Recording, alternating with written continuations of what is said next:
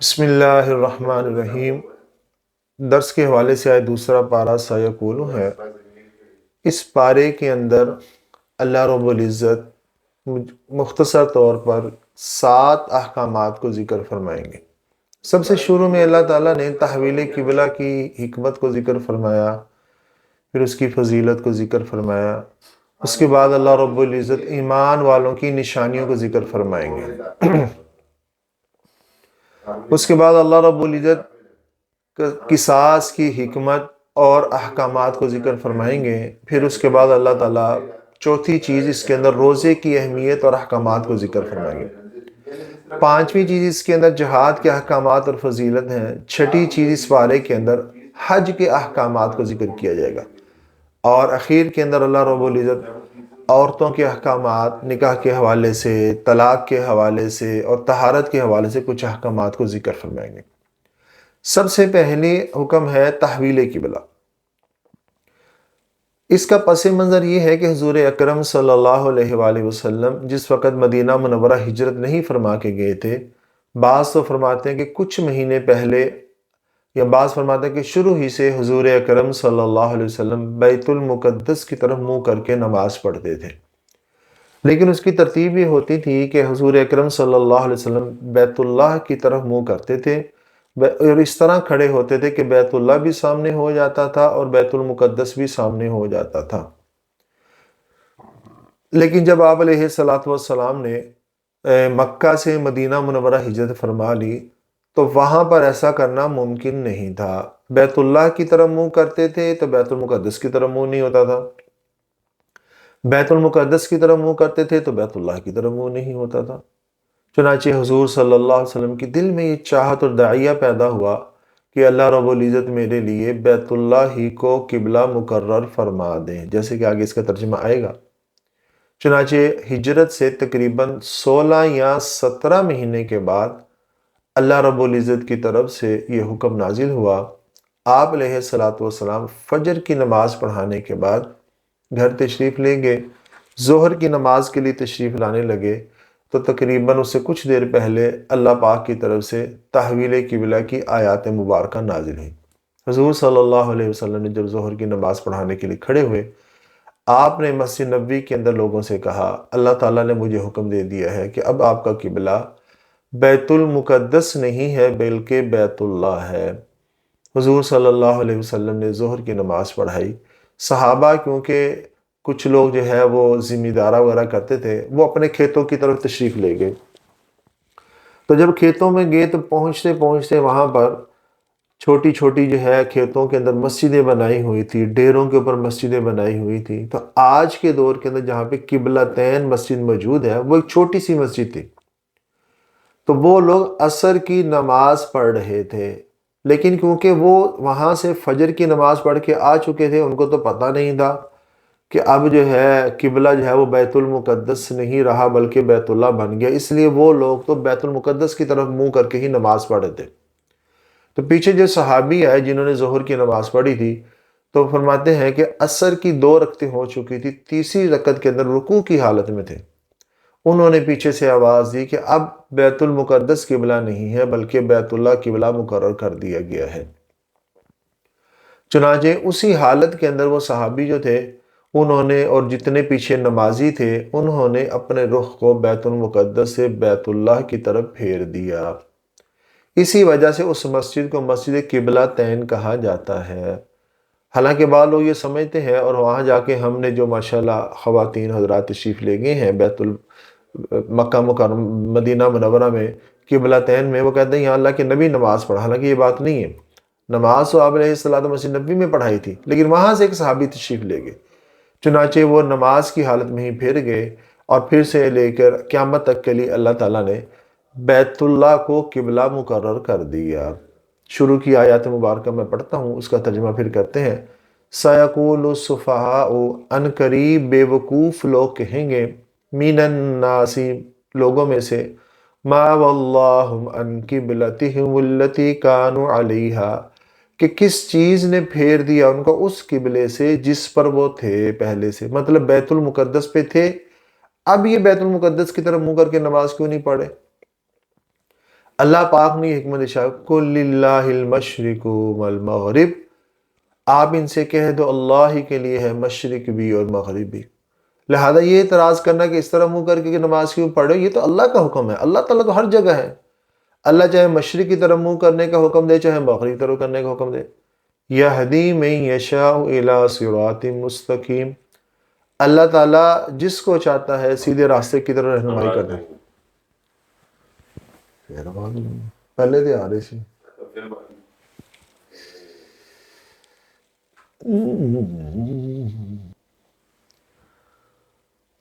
اللہ پاک نے ان بے وقوفوں کو یہ جواب دیا قل للہ المشرق والمغرب یہدی من یشاء الی صراط مستقیم، اے نبی آپ ان سے کہہ دو اللہ ہی کے لیے ہے مشرق اور مغرب، اللہ تعالیٰ رہنمائی کرتے ہیں جس کو چاہتے ہیں سیدھے راستے کی طرف۔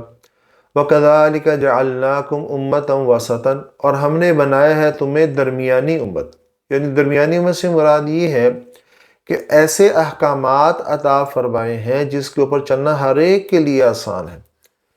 لِتَكُونُوا شُهَدَاءَ عَلَى النَّاسِ، تاکہ تم ہو جاؤ گواہ لوگوں پر، وَيَكُونَ الرَّسُولُ عَلَيْكُمْ شَهِيدًا، اور ہو جائیں انبیاء علیہ السلام تمہارے اوپر گواہ۔ وَمَا جَعَلْنَا الْقِبْلَةَ الَّتِي كُنْتَ عَلَيْهَا، ہم نے وہ قبلہ نہیں بنایا تھا جس پر آپ پہلے سے تھے، إِلَّا لِنَعْلَمَ، مگر یہ اس لیے بنایا تھا تاکہ ہم جان لیں کہ کون رسول کی اتباع کرتا ہے۔ تو تحویل قبلہ کی ایک حکمت یہ بھی ذکر کر دی گئی کہ قبلے کو پھیرنے کا مقصد یہ ہے تاکہ ہم دیکھ لیں کہ کون حضور صلی اللہ علیہ وسلم کی اتباع کرتے ہیں اور کون اپنی مرضی کی اتباع کرتے ہیں کہ نہیں ہم تو اس وقت دین پہ چلیں گے کہ اگر قبلہ بیت المقدس ہی ہوگا۔ تو شریعت تو وہ ہے جو اللہ نے بتائی، اللہ کے نبی نے بتائی ہے۔ آگے جا کے اللہ تعالیٰ نے شاہ قد نرا تقلب وجہک فی السماء، تحقیق کہ ہم دیکھ رہے ہیں کہ آپ کا چہرہ پھرتا رہتا ہے آسمان کی طرف۔ حضور صلی اللہ علیہ وسلم مدینہ منورہ میں بار بار آسمان کی طرف دیکھتے رہتے تھے، اور یہ دیکھنے کا مقصد یہ ہوتا ہے کہ شاید حضرت جبرائیل علیہ السلام قبلے کی وحی لے کے آ جائیں۔ بعض دفعہ نماز میں بھی ایسا ہو جاتا تھا، چنانچہ آپ علیہ السلام کی یہ جو تڑپ تھی یا یہ جو چاہت تھی یا یہ جو خواہش تھی، اللہ پاک نے اس چیز کو کر دیا اور فرمایا فَوَلِّ وَجْهَكَ شَطْرَ الْمَسْجِدِ الْحَرَامِ، آپ پھیر لیں اپنے چہرے کو مسجد حرام کی طرف۔ وَحَيْثُ مَا كُنْتُمْ، جہاں کہیں پر بھی آپ ہوں، فَوَلُّوا وُجُوهَكُمْ شَطْرَهُ، آپ اپنے چہرے کو اسی بیت اللہ کی طرف ہی کریں۔ وَإِنَّ الَّذِينَ أُوتُوا الْكِتَابَ، بے شک وہ لوگ جن کو کہ کتاب دی گئی ہے، لَيَعْلَمُونَ أَنَّهُ الْحَقُّ مِنْ رَبِّهِمْ، وہ اس چیز کو جانتے ہیں کہ یہ تو حق ہے اپنے رب، ان کے رب کی طرف سے۔ وَمَا اللَّهُ بِغَافِلٍ عَمَّا يَعْمَلُونَ، اور اللہ پاک غافل نہیں ہے جو وہ کرتے ہیں۔ تو یہاں تک اللہ رب العزت نے قبلے کے حوالے سے حکمت کو اور اس کے بارے میں اس کے جو فوائد تھے ان چیز کو ذکر فرمایا۔ آگے جا کے اللہ تعالیٰ اگلے رکوع کے اندر، یہ جو دوسرا رکوع جہاں پہ ختم ہو رہا ہے، اس سے آگے یا ایھا الذین آمنوا استعینوا بالصبر والصلاۃ، یہاں سے اللہ تعالیٰ ایمان والوں کی نشانیوں کو ذکر۔ ایمان والے کون ہوتے ہیں؟ سب سے پہلے فرمایا اے ایمان والے وہ ہوتے ہیں جو مدد حاصل کرتے ہیں صبر کے ذریعے سے اور نماز کے ذریعے سے، کیونکہ یہ دونوں چیزیں ایسی ہیں جو ہر حال میں انسان کر سکتا ہے۔ اگر ایک انسان کا پیسہ نہیں ہے، حالات ایسے بن گئے تو صبر کر لے، اور اگر مثال کے طور پہ ایک انسان کے اوپر بیماری آ گئی، پریشانی آ گئی، کوئی مصیبت آ گئی، پیسے بھی اس کے پاس موجود ہیں، تو وہ یہ فخر نہ کرے کہ میرے پاس تو پیسے ہیں میں دوائی لے آؤں گا، میرے پاس تو پیسے ہیں میں چیزیں لے آؤں گا، نہیں، بلکہ کیا کرے؟ پہلے نماز پڑھے، اللہ کی مدد حاصل کرے، اور یہ اللہ سے دعا کرے کہ اللہ تو ان پیسوں کو میرے لیے خیر کا ذریعہ بنا۔ تو دونوں طرح لوگوں کے بارے میں بتا دیا، غریب کے بارے میں بھی بتا دیا، مالدار کے بارے میں بھی بتا دیا کہ وہ اللہ سے مدد حاصل کریں۔ اور اس کی شکل کیا؟ یا ایھا الذین آمنوا استعینوا بالصبر والصلاۃ، اے ایمان والو تم مدد حاصل کرو صبر کے ذریعے سے اور نماز کے ذریعے سے۔ ان اللہ مع الصابرین، بے شک اللہ تعالیٰ صبر کرنے والوں کے ساتھ ہے۔ تو صبر کا نتیجہ کیا ہے؟ جن کو کسی وجہ سے حالات ایسے آگے ان کو شہید کر دیا گیا، ان کی فضیلت فرمائی وَلَا تَقُولُوا لِمَن يُقْتَلُ فِي سَبِيلِ اللَّهِ أَمْوَاتٌ، تم مت کہو ان لوگوں کو جو اللہ کے راستے میں قتل کیے گئے ہیں مردہ، بل احیاء ولکن لا تشعرون، بلکہ وہ تو زندہ ہیں لیکن تمہیں اس چیز کا پتہ نہیں۔ بے شک دنیا کے اعتبار سے لوگ سمجھنے کہ یہ تو چلا گیا دنیا سے، لیکن اللہ کی نگاہوں کے اندر وہ اللہ نے ان کو ایک حیات دے دی ہے، ایک زندگی دے دی ہے۔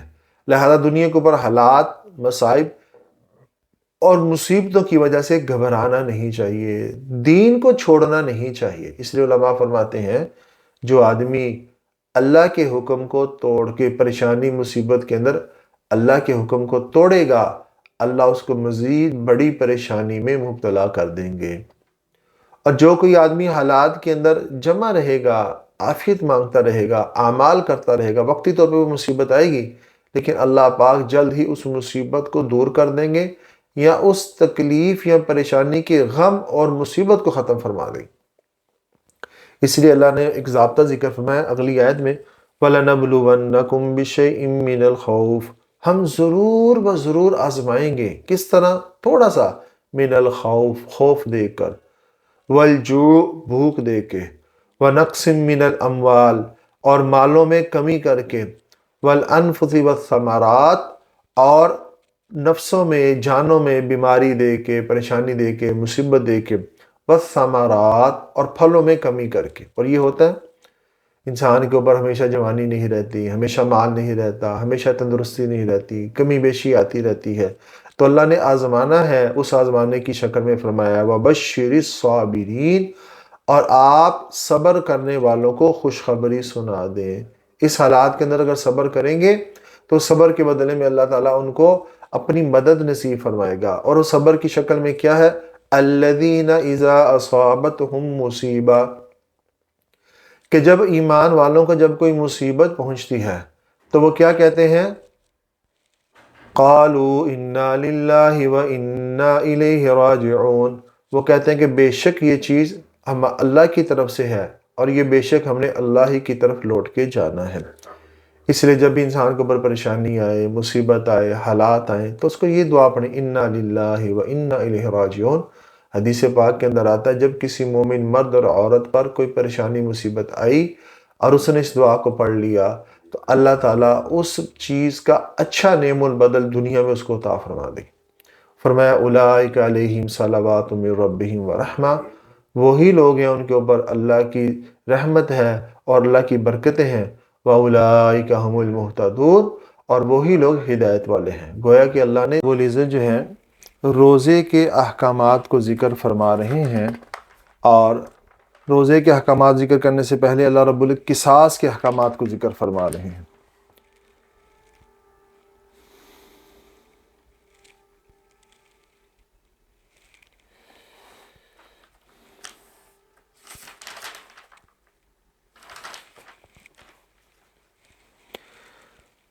آیت نمبر ہے 178، اس میں اللہ تعالیٰ ارشاد فرما رہے ہیں یا ایھا الذین آمنوا کتب علیکم القصاص فی القتل الحر بالحر، اے ایمان والو تمہارے اوپر قصاص کو، قتل میں قصاص کو فرض کیا گیا ہے جی۔ اور اس کی شکل کیا ہے؟ آزاد کے بدلے میں آزاد کو قتل کیا جائے گا، غلام کے بدلے میں غلام کو قتل کیا جائے گا، عورت کے بدلے میں عورت کو قتل کیا جائے گا۔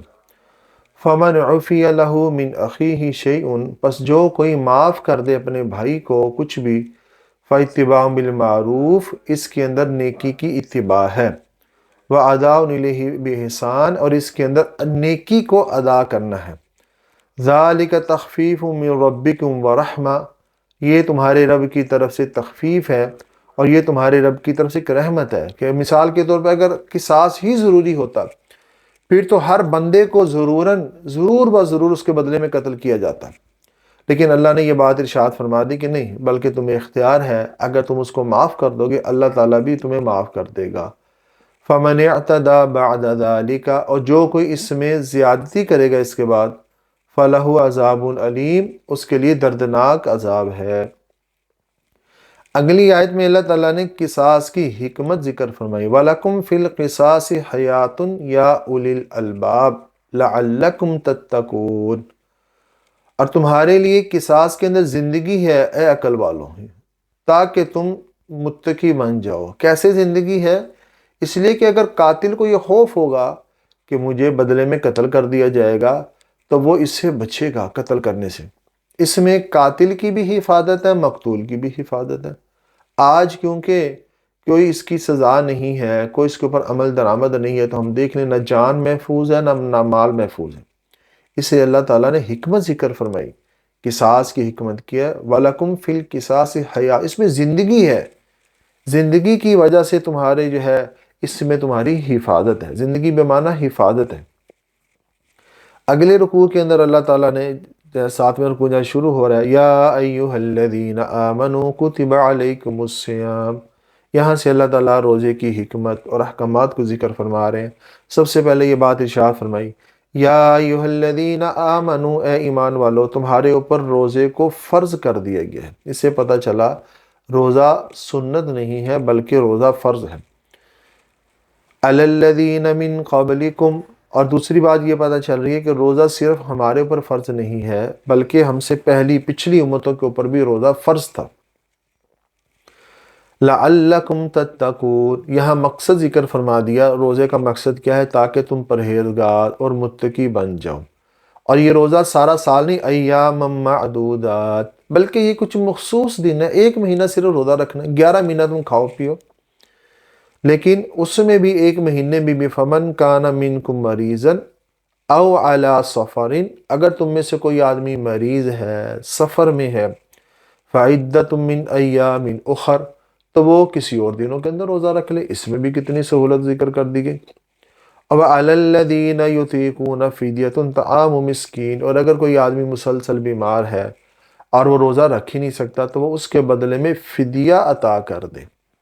اس سے پتہ چلتا ہے کہ روزے کا مقصد کیا ہے۔ روزے کا مقصد انسان کا متقی بننا ہے۔ کیوں؟ اس لیے کہ جس طرح نماز انسان کے ظاہر کو پاکیزہ بنا دیتی ہے، اسی طرح روزہ انسان کے روح کو پاکیزہ بنا دیتی ہے۔ آگے جا کے اللہ رب العزت نے فرمایا کہ تم کھاؤ پیو، کلوا واشربوا حتی یتبین، روزے کا طریقہ کیا ہوگا؟ تم صبح کھاؤ پیو یہاں تک کہ سفیدی والا دن جو ہے وہ شروع ہو جائے۔ اور پھر آگے اللہ تعالیٰ نے فرمایا کہ یہ اللہ کی حدود ہیں، تم ان حدود سے تجاوز مت کرو۔ آگے جا کے اللہ رب العزت نے جہاد کے احکامات کو ذکر فرمایا، جو کہ آیت نمبر 190 ہے۔ اس کے اندر اللہ تعالیٰ نے ارشاد فرمایا، وَقَاتِلُوا فِي سَبِيلِ اللَّهِ الَّذِينَ يُقَاتِلُونَكُمْ، اور تم اللہ کے راستے کے اندر قتال کرو اور اسے حد سے مت تجاوز کرو۔ اس لیے کہ مدینہ منورہ کے اندر جانے کے بعد قتال کو فرض کر دیا گیا تھا، اور فرمایا ان اللہ لا يحب المعتدین، بے شک اللہ تعالیٰ حد سے تجاوز کرنے والوں کو پسند نہیں کرتے۔ وَاقْتُلُوهُمْ حَيْثُ ثَقِفْتُمُوهُمْ، اور تم قتال کرو جہاں کہیں پر بھی تم ہو۔ وَأَخْرِجُوهُمْ مِنْ حَيْثُ أَخْرَجُوكُمْ، اگر وہ تمہیں نکالتے ہیں تو تم بھی ان کو نکال دو۔ تو اس سے پتہ چلا کہ قتال اور جہاد ایک ایسی چیز ہے جس کے اندر اللہ نے عزت رکھی ہے، مسلمانوں کا اس کے اندر فخر رکھا ہے۔ آگے جا کے اللہ تعالیٰ حج کے احکامات کو آیت نمبر 196 کے اندر ذکر فرما رہے ہیں، وَأَتِمُّ الْحَجَّ وَالْعُمْرَةَ لِلَّهِ، تم پورا کرو حج اور عمرے کو اللہ کے لیے۔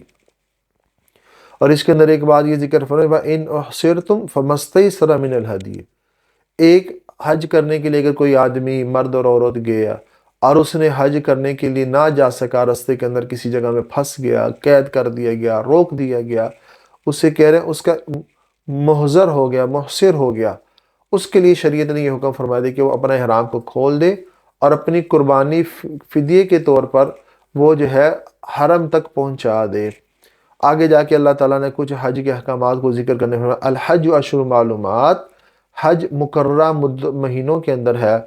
فمن فرض فیہن الحج، پس جس کو کہ حج اس پہ فرض ہو، فلا رفث ولا فسوق ولا جدال فی الحج، نہ وہ اس کے اندر گناہ کا کوئی کام کرے، نہ کوئی فسوق کرے، نہ وہ لڑائی جھگڑا کرے حج میں۔ وَمَا تَفْعَلُوا مِنْ خَيْرٍ يَعْلَمُهُ اللَّهُ، اور جو کچھ تم خیر کے کام کرو گے اللہ تعالیٰ اس کو جانتا ہے۔ تیاری کیسے کرنی ہے؟ وَتَزَوَّدُوا فَإِنَّ خَيْرَ زَادِ التَّقْوَىٰ، تم زیادہ راہ لے کے چلو، رستے کے اندر جو کپڑوں کی ضرورت ہے، پیسوں کی ضرورت ہے، کھانے کی ضرورت ہے، اپنی ضروریات کو پورا کرو، لیکن بہترین ضرورت کیا ہے؟ فَإِنَّ خَيْرَ زَادِ التَّقْوَىٰ، بہترین زیادہ وَاتَّقُونِي یا اولی الالباب، اور اے عقل والو تم اس سے عبرت حاصل کرو۔ آگے جا کے اللہ تعالیٰ اگلے پارے کے اگلی جگہ کے اندر آیت نمبر 221 ہے، اس کے اندر اللہ تعالیٰ عورتوں کے کچھ احکامات کو ذکر فرما رہے ہیں، اور اس حوالے سے سب سے پہلی بات کیا ارشاد فرمائی؟ اللہ نے فرمایا آیت نمبر 200 وَلَا تَنْكِحُوا الْمُشْرِكَاتِ حَتَّى يُؤْمِنَّ، کہ تم کسی مشرک عورت کے ساتھ نکاح مت کرو۔ نکاح اگر کرنا ہی ہے کسی پاک باز عورت سے کرو۔ وَلَا أَمَةٌ مُؤْمِنَةٌ خَيْرٌ مِّن مُشْرِكَةٍ، نیک مومن عورت بہتر ہے مشرکہ سے، وَلَوْ أَعْجَبَتْكُمْ، اگر جو تمہیں اچھی لگے، خوبصورت بھی ہے، مالدار بھی ہے، لیکن اللہ نے کیا فرمایا؟ مشرکہ سے نہ کرو، مومنہ سے کرو، اس لیے کہ وہ مشرکہ تمہیں بھی مشرک کر دے گی۔ آج کل تو چلو مشرکہ نہیں ہوگی، فاسق فاجر عورت سے نکاح کرنے سے شریعت نے منع فرمایا، بلکہ کیا فرمایا؟ وَلَا تُنْكِحُوا الْمُشْرِكِينَ حَتَّى يُؤْمِنُوا، تم مت نکاح کرو مشرک عورت سے یہاں تک کہ وہ ایمان لے آئے۔ وَلَعَبْدٌ مُؤْمِنٌ خَيْرٌ مِّن مُشْرِكٍ وَلَوْ أَعْجَبَكُمْ، اور اگر کسی مرد کے ساتھ شادی کرنی پڑے عورت کو تو وہ بھی مومن کو دیکھے، دینداری کو دیکھے، اور مشرک کے ساتھ، فاسق فاجر کے ساتھ نکاح مت کرو۔ وَلَوْ أَعْجَبَكُمْ، اگرچہ وہ تمہیں بھلا لگے، بڑا خوبصورت ہے، رنگ اس کا گورا ہے، مال ہے، بزنس مین ہے، ایسا مت کرو۔ کیوں؟ اولئک یدعون الی النار، اللہ نے خود فرما دیا کہ یہ لوگ کیا کرتے ہیں؟ اولئک یدعون الی النار، وہ لوگ تمہیں آگ کی طرف بلاتے ہیں۔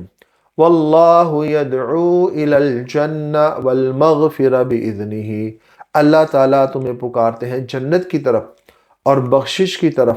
وَيُبَيِّنُ آیَاتِهِ لِلنَّاسِ، اللہ تعالیٰ اپنی آیتوں کو بیان کرتے ہیں، واضح کرتے ہیں۔ لَعَلَّكُمْ يَتَذَكَّرُونَ، تاکہ تم نصیحت حاصل کر لو۔ اس سے اگلی آیت میں اللہ نے فرمایا وَيَسْأَلُونَكَ عَنِ الْمَحِيضِ، کہ وہ لوگ تم سے سوال کرتے ہیں حیض کی حالت میں کیا کیا جائے۔ زمانے جاہلیت میں حیض کے بارے میں بہت سی غلط باتیں مشہور تھیں کہ جس عورت کو حیض آ جاتا تھا اس کو بند کمرے میں ڈال دیتے تھے، اس کے قریب نہیں جاتے تھے، اور اس سے کھانا پینا جو ہے بالکل منقطع کر دیتے تھے، بات چیت کرنا چھوڑ دیتے تھے۔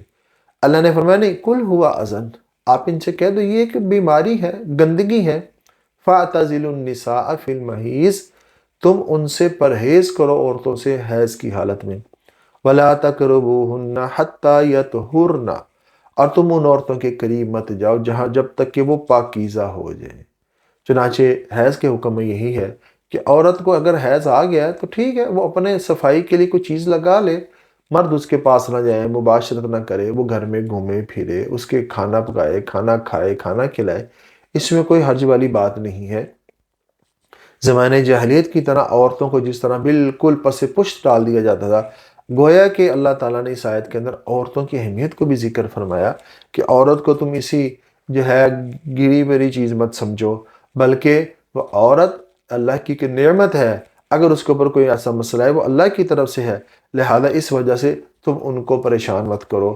اللہ تعالیٰ سے دعا ہے جو کچھ بولا گیا سنا گیا اللہ تعالیٰ ہم سب کو اس پہ عمل کرنے کی توفیق عطا فرمائے۔ وآخر دعوانا ان الحمد للہ رب العالمین۔